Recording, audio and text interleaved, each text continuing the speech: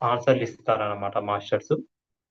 మనకి ఆ మాస్టర్లు పైలోకల్లో ఉన్నటువంటి హాస్టల్ మాస్టర్స్ మనకు ఛానలింగ్ ద్వారా సమాధానాలు ఇస్తారు. మొదటగా ముందు మాట చూద్దాం. చాలా కీలకమైన కాలంలో మనం ఉన్నాము. ఎన్నో మార్పులకు మనం గురి కాబోతున్నాం. మరెన్నో మార్పులను చూడబోతున్నాం. ఈ బుక్ 4th ఎడిషన్ 2016. మన జీవితం పట్ల మన అవగాహన మారితే భూ ప్రకంపనే మారిపోతుంది. అందుకే మాస్టర్స్ మనకు సహాయం చేయాలని శ్రమ పడుతున్నారు. మన జీవితం పట్ల మన అవగాహన మారితే చూడండి భూ ప్రకంపననే మారిపోతుందట. సో అందుకనే మనకు పైలోకాల్లో ఉన్నటువంటి మాస్టర్స్ మనకు సహాయం చేయాలని శ్రమ పడుతున్నారు. ఇలా కేవలం పాశ్చాత్యుల ద్వారా మాత్రమే వాళ్ళకెందుకు చెప్తున్నారు? మరి మనమేం పాపం చేశాము? ఇందుకు మనం పనికిరామా అని చెప్పేసి చాలా మంది నిష్ఠూర పడుతున్నారు. ఇక్కడ మనం తప్పు పట్టాల్సింది మాస్టర్స్ని కాదు, పైలోక వాళ్ళని కాదు, మనల్ని మనమే తప్పు పట్టుకోవాలి. ఎలాగంటే పిలువని వాడు పాపాత్ముడు. అంటే ఇప్పుడు మనం ఏదైనా అడిగితేనే కదా ఇచ్చేది. ఎవరు పిలువన్నప్పుడు ఎలా వస్తారు మాస్టర్స్? సో మనం పిలిస్తే పలకడానికి రావడానికి వాళ్ళు సిద్ధంగానే ఉన్నారు. పూర్తి నమ్మకంతో పైలోకాల్లో ఉన్న మాస్టర్స్ని పిలవడం ఒక్కటే మనం చేయవలసింది. మనం పూర్తి నమ్మకంతో వాళ్ళని పిలిస్తే మనకి కనెక్ట్ అవుతారు అంటున్నారు. వాళ్ళు ఒకరి ద్వారా చెప్పారంటే ఆ సందేశం లేదా సమాధానం మొత్తం మానవాళికి చేరాలి అని వాళ్ళ ఉద్దేశం. ఇక్కడ భారతదేశం నుంచి అయినా లేదా వేరే కంట్రీస్లో ఎవరికి ఛానలింగ్ ద్వారా చెప్పినా కానీ అది మొత్తం మానవాళికి ఉపయోగపడుతుందనే ఉద్దేశంతో వాళ్ళు ఛానలింగ్ ద్వారా సమాధానం చెప్పడం జరిగింది.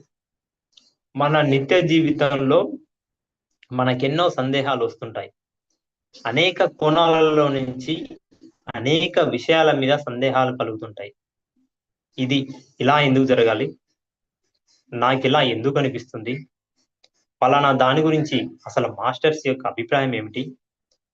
ఇలాంటి ఎన్నో ఆలోచనలు, ఎన్నో ప్రశ్నలు తలెత్తుతుంటాయి.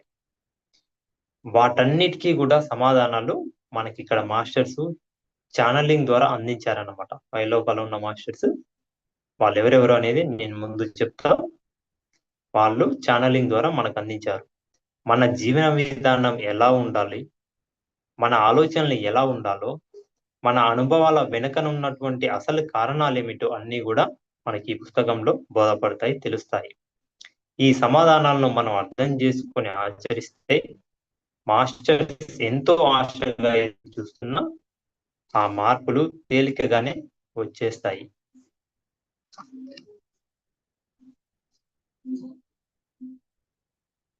ఇక్కడ ఈ పుస్తకంలో అనువాదకర్తగా ఇక్కడ మనకి డాక్టర్ డి రేవతి దేవి గారు ఉన్నారు. ఇక్కడ మనకు మధ్య మధ్య విషయాల్లో వాళ్ళ యొక్క విషయాలను డబుల్ బ్రాకెట్ రూపంలో ఇచ్చారు. అసలు గ్రంథం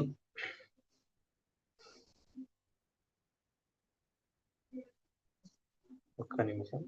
అసలు గ్రంథం అలాగే ఉంటుంది. ఈ బ్రాకెట్ లోనివి కామెంట్లు, అంటే మనకి ఈ రేవతి దేవి గారి యొక్క కామెంట్లు అన్నమాట. ఒక్క నిమిషం మాస్టర్స్.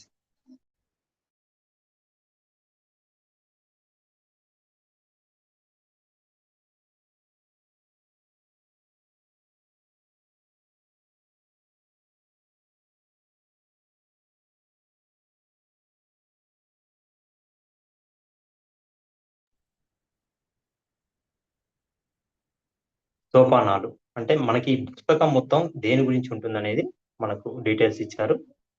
ప్రేమ, శృంగారం, డ్రగ్స్, డబ్బు, శక్తి, అంతరిక్ష నౌకలు, హీలింగ్, ఏంజల్స్, గత జన్మలు, టెలిపతి, గ్రహాంతర జీవులు, అతీంద్రియ శక్తులు, ఇంకా ఎన్నో అంశాల మీద మీకోసం ఒక 100 ప్రశ్నలకి మాస్టర్స్ ఛానలింగ్ ద్వారా మనకి సమాధానాలు ఇచ్చారు. అయితే ఈ పుస్తకంలో మొత్తం 10 అధ్యాయాలు ఉంటాయి. ఒక్కొక్క అధ్యాయంలో 10 క్వశ్చన్స్లకి వాళ్ళు ఆన్సర్లు ఇచ్చారు. ఈ 10 అధ్యాయాలకు కూడా 10 మంది మాస్టర్స్ మనకి ఛానలింగ్ ద్వారా ఒక్కొక్కరికి ఆన్సర్స్ ఇస్తారన్నమాట. ఇక్కడ అధ్యాయం 1 నేను ఇక్కడ ఎందుకున్నాను అంటే నేనెవరిని, నేను ఇక్కడ ఎందుకున్నాను, ప్రతి ఒక్కరం కూడా మనం ఇక్కడే ఎందుకున్నాం అంటే ఈ భూమి మీద ఇక్కడ ఈ ప్లేస్ లో ఎందుకున్నాం. దీనికి సంబంధించిన మాస్టర్ ఎవరు అందించారంటే సనంద మాస్టర్ అందించారు మనకు ఆన్సర్స్. అధ్యాయం 2 కుటుంబ అనుబంధాల గురించి. ఇక్కడ మనకు ఆన్సర్స్ అందించిన మాస్టర్ ఎవరు అంటే మదర్ మేరీ. 3వ అధ్యాయం ప్రేమ లైంగిక సంపర్కం. జో అచిమ్ అనే మాస్టర్ మనకు అందించారు. అధ్యాయం 4 పని సామర్థ్యాలు. మనకు ఆన్సర్స్ ఇచ్చిన ఛానలింగ్ ద్వారా ఆన్సర్స్ ఇచ్చిన మాస్టర్ సెరపీస్ బే.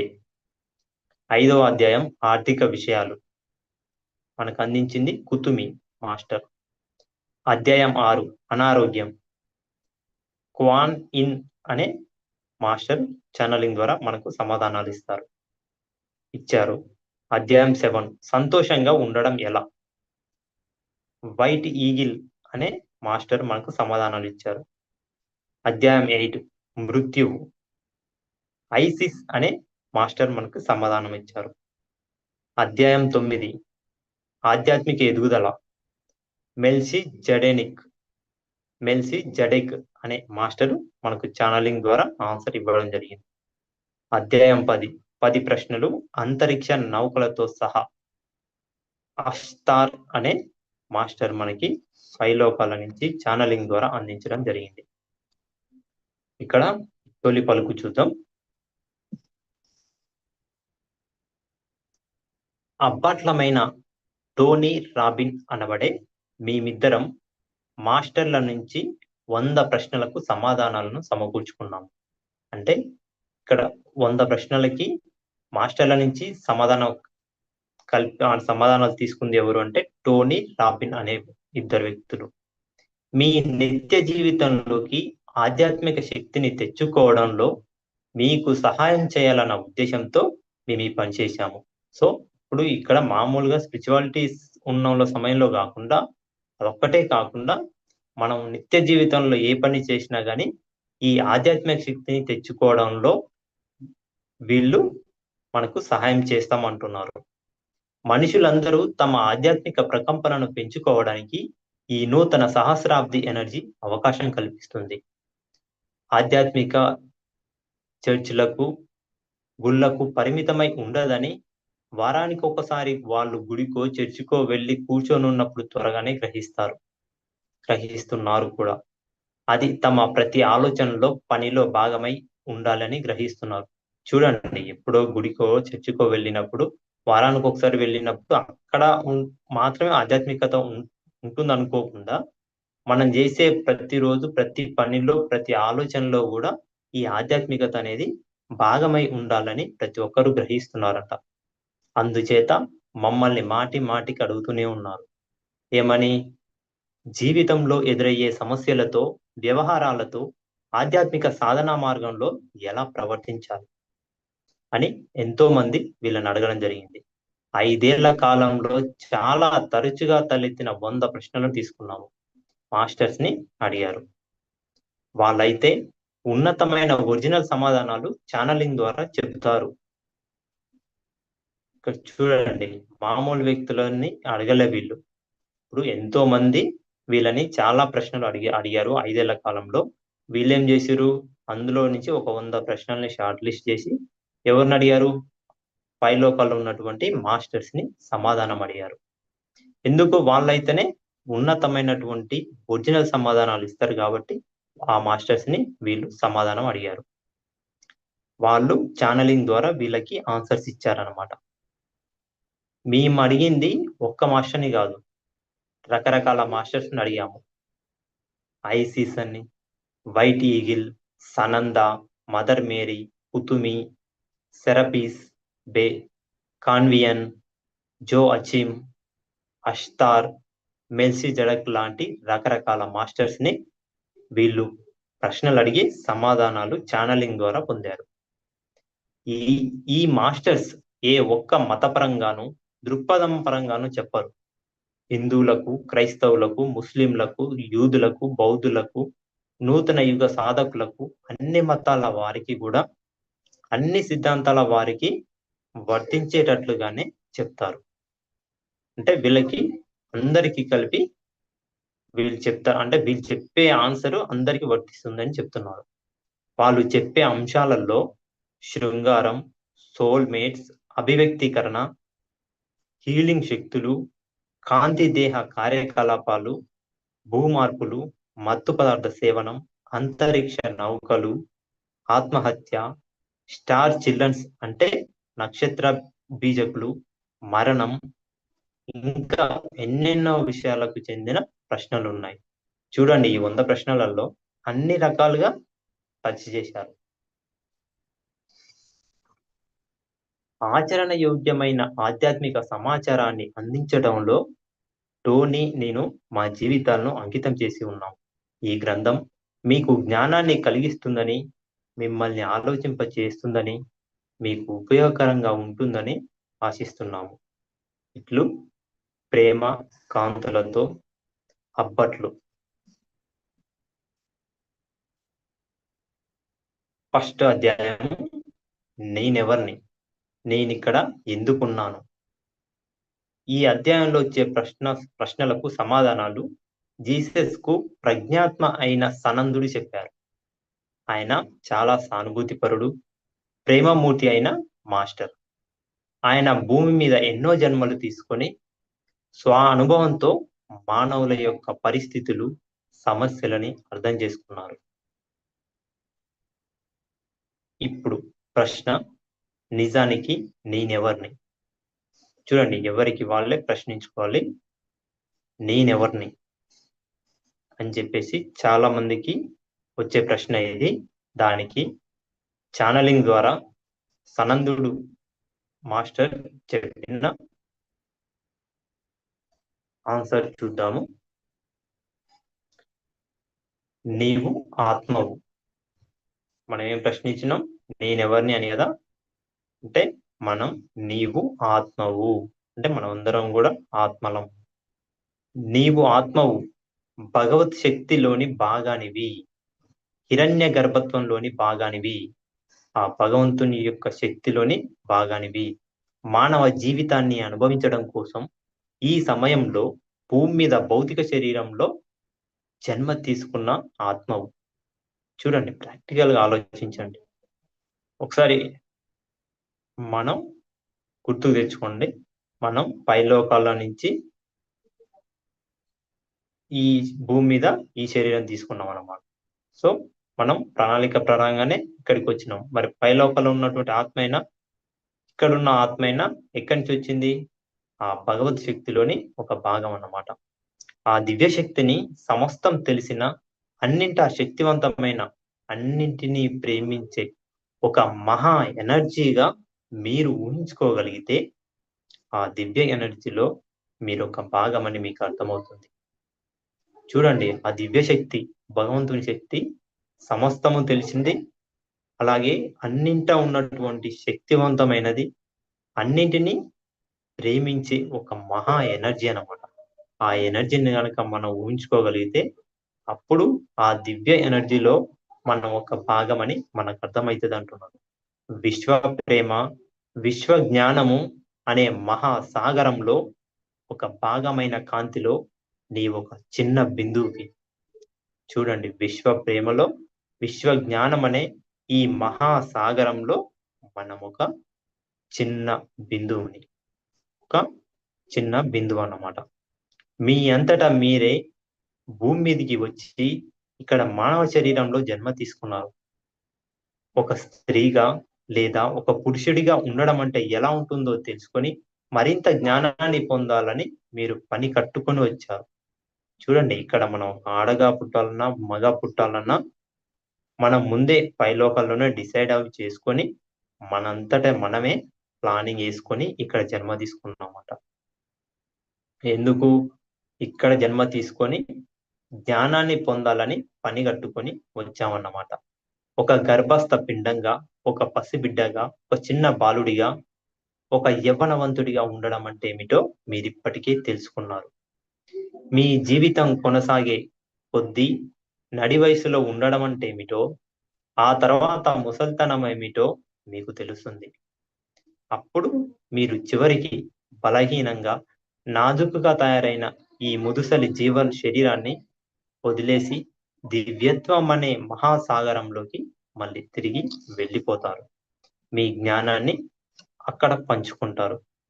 ఇక్కడ చూడండి, పైలోకంలో ఉన్నప్పుడు ఆ ఆత్మ అనేది భూమి మీద జన్మ తీసుకొని, అంటే ఇక్కడ మనమే భూమి మీద జన్మ తీసుకొని, ఇక్కడ గర్భస్థ పిండంగా, పసిబిడ్డగా, బాలునిగా, యవ్వనునిగా, ఆ తర్వాత ముసలివాణిడిగా ఇవన్నీ అనుభవంలోకి తెచ్చుకుంటాడు. మళ్ళీ ఆ తర్వాత శరీరం వదిలేసి మళ్ళీ పైలోకాలకి వెళ్ళేసి అక్కడ వారితోటి ఇక్కడ తను పొందిన జ్ఞానాన్ని అక్కడ పంచుకుంటాడు అనమాట. నీ జీవిత అనుభవం పూర్తిగా అద్వితీయంగా ఉంటుంది. ఇతరులెవరూ నీవుగా ఎన్నడూ అనుభవించలేరు. చూడండి, ఎవరి అనుభవాలు వాళ్ళవి. ప్రతి ఒక్కరి అనుభవాలు వేరువేరుగా ఉంటాయి. కాబట్టి ఒకరి అనుభవాన్ని ఇంకొకరు అనుభవించలేరు. ఇక్కడ రేవతి దేవి గారు చెప్తున్నారు, నిజమే, ఎవరి అనుభవం వారిదే కదా మరి. పైకి చూడడానికి అనుభవాలు అందరికీ ఒకలాగే ఉన్నట్లు కనపడతాయి. కానీ ఆ అనుభవించడంలో ఎవరి ప్రత్యేకత వారిది అంటున్నారు రేవతి దేవి గారు. ఈ 21వ శతాబ్దపు కాల స్వరూపం అద్వితీయమైనది. జీవితము, ప్రేమ, ద్వేషము, శృంగారము, మతము, ఆనందం వీటన్నింటినీ అనుభవించి మీరు పొందిన జ్ఞానము కేవలం మీరు మాత్రమే అనుభవించింది. చూడండి, ఇప్పుడు చెప్పినవన్నీ కూడా వీటి ద్వారా మీరు పొందిన జ్ఞానం అనేది మీరు మాత్రమే అనుభవించింది. మీ జీవితంలో జరిగింది మీరు మాత్రమే అనుభవించింది. ఇలా పొందిన అనుభవ జ్ఞానాన్ని మీరు హిరణ్య గర్భత్వంలోని సామూహిక ఆత్మలతో పంచుకుంటారు. చూడండి, పైలోకాలకు వెళ్ళినప్పుడు అక్కడి ఆత్మలతో మీరు భూమి మీద ఎటువంటి అయితే జ్ఞానాన్ని పొందారో, ఎలాంటి అనుభవాన్ని పొందారో ఆ అనుభవాన్ని అక్కడి ఆత్మలతో, సామూహిక ఆత్మలతో పంచుకుంటారు. అద్భుతమైన, అద్వితీయమైన ప్రయాణాన్ని చేసి సమాచారాన్ని సేకరిస్తుంటారు మీరు. ఆ అనుభవాన్ని మీరు ఆనందించేలా చూసుకోండి. చూడండి, భూమి మీద ఉన్నటువంటి ఆ అనుభవాల్ని ప్రతిదాన్ని కూడా మీరు ఆనందించేలా చేసుకోవాలంటున్నాడు. ఎందుకంటే సరిగ్గా ఇదే విధంగా మళ్ళీ ఎన్నడూ జరగదు. చూడండి, ఈ జన్మలో ఒక జన్మ తీసుకొని వచ్చినాం, మళ్ళీ ఇలాంటిది మళ్ళీ రిపీట్ అవుతుందా? కాదు.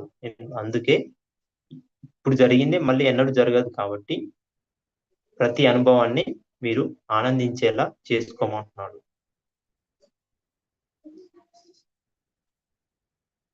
నెక్స్ట్ ప్రశ్న 2.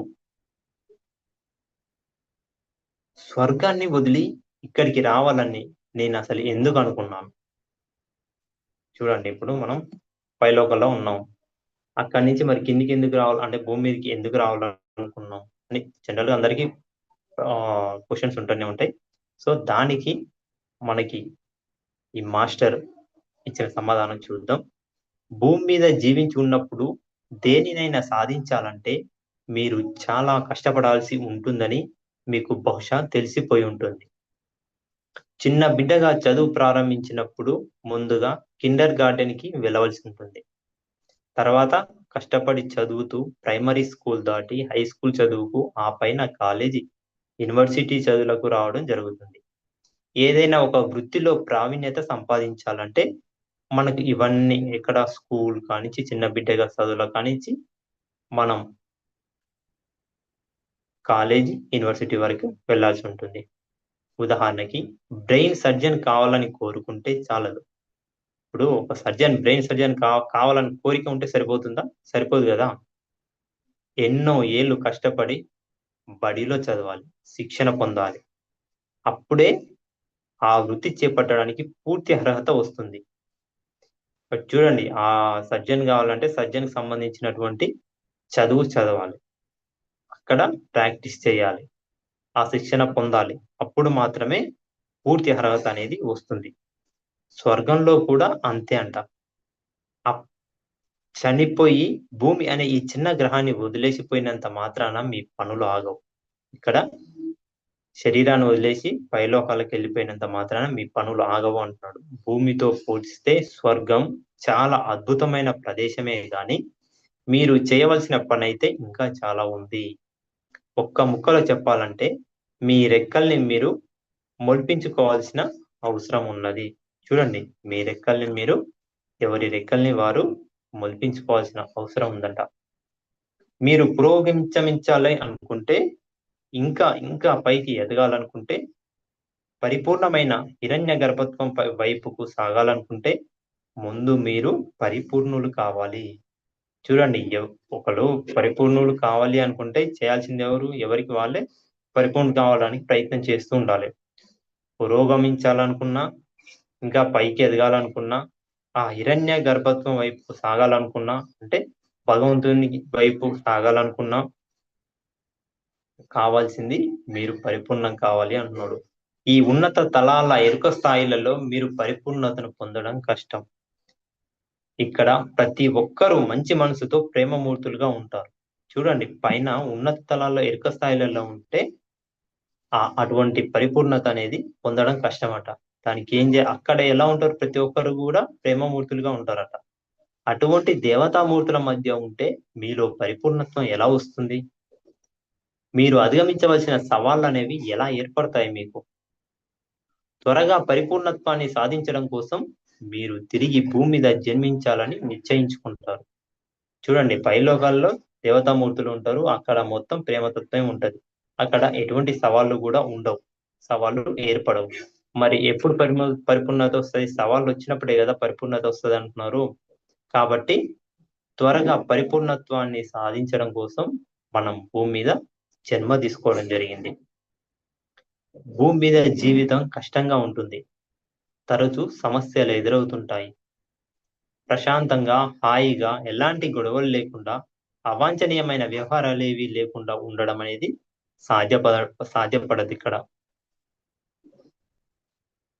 ఇక్కడ మనకి రేవతి దేవి గారు చెప్తున్నారు, సమస్య ఎదురైనప్పుడే దాన్ని ఎలా అధిగమించాలి అన్న ప్రశ్నతో బుద్ధి చురుకుగా పనిచేసి మరిన్ని విషయాలను నేర్చుకుంటుంది. చూడండి, ఎప్పుడైతే ఒక సమస్య ఎదురైతేనే దాన్ని ఎలా అధిగమించాలి, ఆ సమస్యకు సొల్యూషన్ ఎలా పరిష్కరించాలన్న ఉద్దేశంతో మనం బుద్ధిని చురుకుగా పనిచేసి కొత్త విషయాలను నేర్చుకోవడం జరుగుతుందంట. ఏదో ఒక కోణం నుంచి సమస్యలే లేకపోతే బుద్ధి అసలు వికసించదు. మనం ఇక్కడికి రావడం కూడా వృధాయే. కనుక ఏదో ఒక కోణంలో సమస్యను పెట్టుకొని వస్తాము భూమి మీద పుట్టడానికి. చూడండి, మనం భూమి మీద పుట్టడానికి ఏదో ఒక కోణంలో సమస్యను పెట్టుకొనే వస్తామట. ఎందుకు? మనం పరిపూర్ణత సాధించడం కోసం. ఒక్కోసారి మనకు సిద్ధాంతపరంగా విషయం తెలుసును, కానీ దాని సందర్భం వచ్చినప్పుడు ఆచరించడం మర్చిపోతాము. చూడండి, మనలో ఎన్నో శక్తులు ఉంటాయి, ఎంతో జ్ఞానం ఉంటది పైలోకాలు ఉన్నప్పుడు. కానీ భూలోకానికి వచ్చిన తర్వాత అది కూడా మనలో ఉంటుంది. కాకపోతే దాన్ని సందర్భం వచ్చినప్పుడు ఆచరించాలన్నమాట. ఆచరించడం అనేది మర్చిపోతాం. తర్వాత ఎప్పుడో మళ్ళీ అది గుర్తుకు వస్తుంది. అంటే సహజంగా ఆచరించేంతగా మనం ఇంకా దాన్ని అలవర్చుకోలేదన్నమాట. సహజంగా అది మన ప్రవర్తనలో, ఆలోచనలో ఒక భాగం అయిపోయినప్పుడే మనం ఆ పాఠాన్ని సరిగ్గాను, పూర్తిగాను నేర్చేసుకున్నట్లు. అప్పుడు మాత్రమే మనం ఇక ఆ సమస్యను శాశ్వతంగా అధిగమించినట్లు. సో మనకది మన ప్రవర్తనలో, ఆలోచనలో ఒక భాగమైపోతుంది. అప్పుడే మనం నేర్చుకున్న పాఠాన్ని సరిగ్గా, పూర్తిగా నేర్చేసుకున్నట్లు అన్నమాట. దాన్ని మనం ఇంప్లిమెంట్ చేసినప్పుడు దానికి మనం ఆ సమస్యల నుంచి పూర్తిగా శాశ్వతంగా అధిగమించినట్లు అన్నమాట. శాశ్వతంగా ఆ సమస్యను మనం అధిగమించినట్లు. జీవితం భూమి మీద సంక్లిష్టంగా ఉంటుంది, సవాళ్లతో ఉంటుంది. కానీ ఆధ్యాత్మికంగా ఎదగడానికి మీకు తప్పక అవకాశాలు ఇస్తుంటుంది. చూడండి, జీవితం అనేది సంక్లిష్టంగా ఉంటుంది, సవాళ్లతో ఉంటుంది. కానీ ఆధ్యాత్మికంగా ఎదగడానికి మీకు తప్పకుండా అవకాశాలు ఇస్తుందట. మీరు భూమి మీదకి వచ్చిన ప్రతిసారి మీ ఆధ్యాత్మిక స్వభావ ఎరుక మీలో ఏర్పడుతూ ఉంటుందని, ప్రేమతో, సానుభూతితో మీరు ప్రవర్తిస్తారని, తద్వారా మరణ సమయంలో ఉన్నత స్థితికి అంటే ఈ జన్మకు రావడానికి పూర్వం మీరు ఎక్కడ ఉండినారో ఆ ఉన్నత తలానికి మీరు సాగిపోతారని ఆశిద్దాం. జరగవలసింది ఇదే. ఇలాగే పురోగమిస్తాము. ఒక్కోసారి కొందరు కొన్ని జన్మలలో ఎదగలేకపోతారు. చాలా జన్మలు కావాల్సి వస్తుంది. భూమిని ఒక శిక్షణ కేంద్రంగా భావించండి. మనం ఈ భూమి మీద జన్మ అనేది ఒక శిక్షణ కేంద్రంగా భావించాలి. ఈ భూమిని మనం ఒక శిక్షణ కేంద్రంగా భావించాలి. ఇక్కడ ఉండడం కష్టమే, విసుగు కూడా అనిపించవచ్చు. అయితే ఎట్టకేలకు మీరు మీ పరీక్షలు పాస్ అయి గౌరవ పట్టా పుచ్చుకుంటారు. చూడండి, ఎలా ఉన్నా కానీ ఖచ్చితంగా అయితే మీరు మీ పరీక్షలు పాస్ అయిపోతారట. అట్లాగే గౌరవ పట్టా కూడా పుచ్చుకుంటారు. నెక్స్ట్ ప్రశ్న, ఇది ఒక ప్రశ్న ఆన్సర్ చూద్దాం ఈరోజు. నేను ఇక్కడికి స్వచ్ఛందంగా వచ్చానని అనుకోలేకపోతున్నాను ఎందుచేత? చూడండి, ఇప్పుడు మనకు చెప్పారు మీరే పైలోకాల నుంచి సమస్య తీసుకొని ఈ భూమి మీద ఎదగడం కోసం, అంటే పరిపూర్ణత సాధించడం కోసం ఈ భూమి మీద జన్మ తీసుకున్నారని చెప్పారు. ఇప్పుడు అయితే నా అంతగా నేను స్వచ్ఛందంగా వచ్చాను అని చెప్పేసి నేను అనుకోలేకపోతున్నాను. ఎందుకు అనుకోలేకపోతున్నాను అంటే నాకు ఇష్టపూర్వకంగానే నేను ఈ జన్మ తీసుకున్నాను అని చెప్పి నేను ఎందుకు అనుకోలేకపోతున్నాను అని చెప్పేసి చాలా మంది ప్రశ్నించారట. ఎందుకు అలా అనుకోలేకపోతున్నా అని చెప్పేసి ప్రశ్నించారు. దానికి ఆ మాస్టర్ ఛానలింగ్ ద్వారా అందించినటువంటి జవాబు చూద్దాం. ఇక్కడ భూమి మీద ఉన్నప్పటికంటే ఆ ఉన్నత తలంలో స్వర్గంలో ఉన్నప్పుడు మీరు చాలా చాలా ధైర్యవంతులుగా ఉంటారు. ఇక్కడి జీవితం మీకప్పుడు ఒక సాహసంగాను సవాలుగాను కనిపిస్తుంది. మీరు ఎలాంటి పాఠాలు ఇక్కడ నేర్చుకోవాలనుకుంటున్నారో దానికి తగిన జీవితాన్ని మీరే ఎంచుకుంటారు. చూడండి, ఎలాంటి జీవితం ఎంచుకొని వచ్చినా ఇప్పుడు ఎలాంటి జీవితాల్లో మనం అనుభవిస్తున్నా కానీ ఎందుకు అలా ఉన్నది అంటే అక్కడ మనం నేర్చుకోవాల్సినటువంటి పాఠం ఉంది కాబట్టి. ఆ పాఠం నేర్చుకోవడం కోసమే మనం ఇలాంటి జన్మలు తీసుకొని వస్తాం.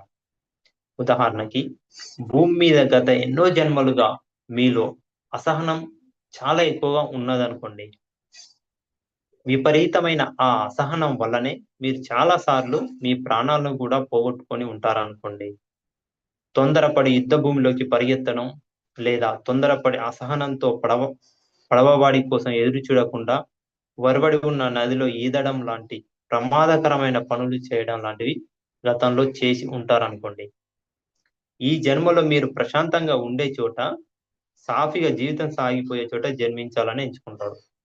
చూడండి, అసహనం వలన పోయిన జన్మలలో ఇట్లా యుద్ధంలో పరిగెత్తడం, నదిలో ఈదడం ఇలాంటి ప్రమాదకరమైన పనులు చేసి చనిపోయినప్పుడు అలాంటివి చేసి ఉంటే ఈ జన్మలో ఎట్లా తీసుకొని వస్తారంటే నెక్స్ట్ జన్మలో ప్రశాంతంగా ఉండాలని, ఆ ప్రశాంతమైన ఉండే చోట, సాఫీగా జీవితం సాగిపోయే చోట జన్మించాలని చెప్పేసి ప్రణాళిక వేసుకొని వస్తారు. లేదా మీరు సన్యసించి మామూలు జీవితాన్ని గడిపే జన్మని ఎంచుకుంటారు. ఓర్పును మెచ్చుకుంటారు. మీరు దానిని పొందటం కోసం మీరు శిక్షణనిచ్చుకుంటారు. అక్కడనేమో పోయిన జన్మలో అసహనం వల్ల తెలుసుకున్నారు కొంత. ఇప్పుడు ఈ జన్మలో ఏం చేసుకుంటారు? ఓర్పుకు సంబంధించిన ఓర్పుని మెచ్చుకుంటారు. మీరు దానిని పొందడం కోసం మీరు శిక్షణ ఇచ్చుకుంటారు. చూడండి, భూమి మీద ఓర్పుగా ఉండడం కోసం మనం పైలోకాల్లోనే మనం దాని శిక్షణ తీసుకొని వస్తామన్నమాట. త్వరలోనే ఓర్పు మీ వ్యక్తిత్వంలో భాగమైపోతుంది. ఈ జన్మను పూర్తి చేసుకొని మీరు స్వర్గాన్ని చేరుకునేసరికి ఆ సుగుణం మీలో ఏర్పడిపోయి ఉంటుంది. ఆ తర్వాత మీరు ఓర్పును పొందడానికి సాధన చేసే జన్మను మరోసారి తీసుకోవాల్సిన అవసరం ఉండదు. చూడండి, అక్కడి జన్మలోనే అసహనం గురించి తెలుసుకున్నారు. నెక్స్ట్ జన్మలో ప్రశాంతంగా ఉండడం కోసం జన్మ తీసుకొని ఆ అనుభవాన్ని అనుభవించి పూర్తిగా ఆ ఓర్పును పొందడం అనే సాధన ఈ జన్మలో చేసి మళ్ళీ పై లోకాలకి వెళ్తే మళ్ళా అదే ఓర్పు కోసం మరో జన్మ తీసుకోవాల్సిన అవసరం ఉండదు అంటున్నాడు. భూమి మీద జీవితంతో పోల్చితే ఉన్నత తలాల్లో జీవితం అద్భుతంగా ఉన్నప్పటికీ మీరింకా ఆ ఉన్నత తలాల్లోని అద్భుతాన్ని అప్పుడప్పుడు క్షణకాల దర్శనాలు చేయగలుగుతుంటారు. ఈ క్షణకాల దర్శనాలే మిమ్మల్ని మీరు ఉద్ధరించుకొని ఉన్నతంగా పరిపూర్ణంగా తయారు కావడానికి కృషి చేసేలా మీకు ప్రేరణ ఇస్తుంటాయి. కనుక భూమి మీద కొద్ది కాలపు జీవితం అంటే దాదాపుగా 80 ఏళ్ల కాలపు జీవితాలు ఆధ్యాత్మిక చైతన్య స్థాయిలో ఎదగడానికి ఒక చక్కని అవకాశంగా కనబడుతుంది. దాంతో మీరు వెంటనే తిరిగి భూమి మీదకి రావడానికి ఆదుర్త పడిపోతుంటారు. భూమి మీద కోట్లాది మంది మానవులు కూడా ఇలా వచ్చిన వారే. ఇక్కడ మెయిన్ ఏంటంటే మనం మన జీవితాలు ఇప్పుడు ప్రజెంట్ ఎలా ఉన్నా కానీ పైలోకాల నుంచి ముందే డిసైడ్ చేసుకొని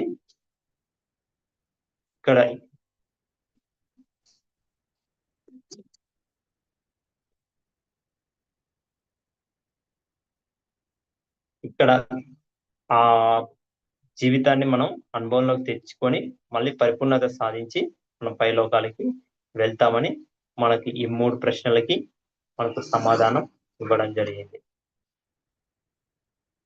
మనం అధ్యాయం 1 నేనెవరిని, నేను ఇక్కడ ఎందుకున్నాను అనే అధ్యాయంలో ఉన్నాము. మనకు సనంద మాస్టర్ మనకి ఛానలింగ్ ద్వారా సమాధానం అందించారు. Okay masters, thank you. మనకి సోపానాలు అందించినటువంటి మాస్టర్ కి బ్రహ్మపత్రిజీ గారికి, రేవతి దేవి మేడం గారికి నేను నా యొక్క ఆత్మపూర్వక కృతజ్ఞతలు చేస్తూ మీ అందరికీ కూడా థ్యాంక్ యూ చెప్తూ కృతజ్ఞతలు తెలియజేస్తూ ఈరోజు క్లాసు కంప్లీట్ అవ్వడం జరిగింది.